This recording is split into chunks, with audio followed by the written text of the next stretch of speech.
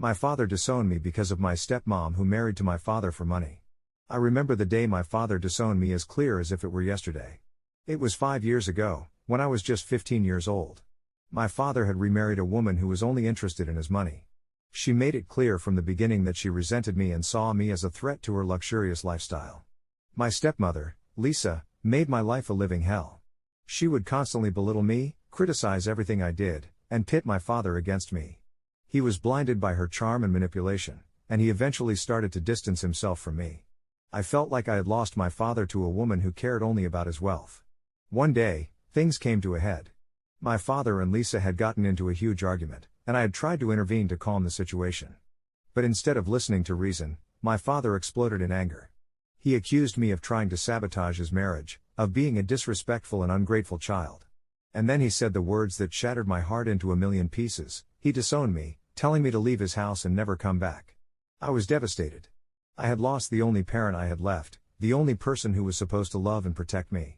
I packed a bag with some clothes and a few belongings, and I left the house with tears streaming down my face.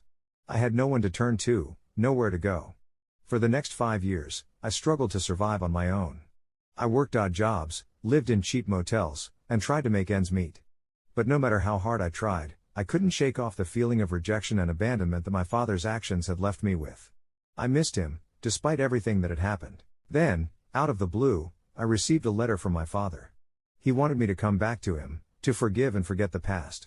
He claimed that he had realized his mistake, that he had come to see Lisa for who she truly was, a gold digger who had manipulated him into turning against his own flesh and blood. I was torn. Part of me wanted to go back to my father, to the only family I had left.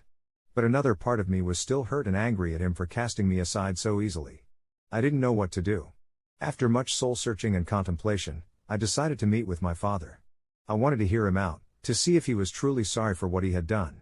We arranged to meet at a cafe in town, a neutral ground where we could talk openly and honestly.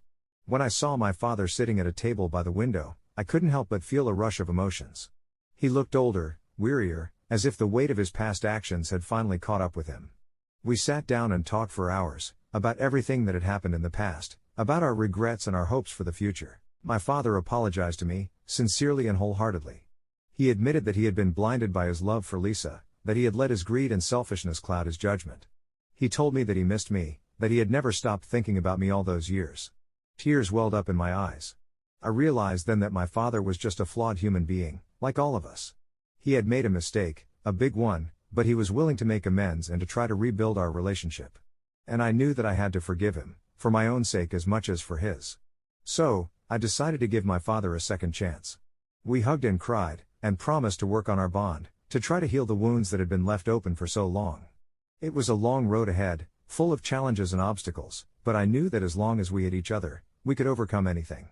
And as I walked away from that cafe, hand in hand with my father, I felt a sense of peace and closure that I had been missing for so long. We were a family again, imperfect and scarred, but stronger and more united than ever before. And I knew that no matter what the future held, we would face it together, with love and forgiveness in our hearts.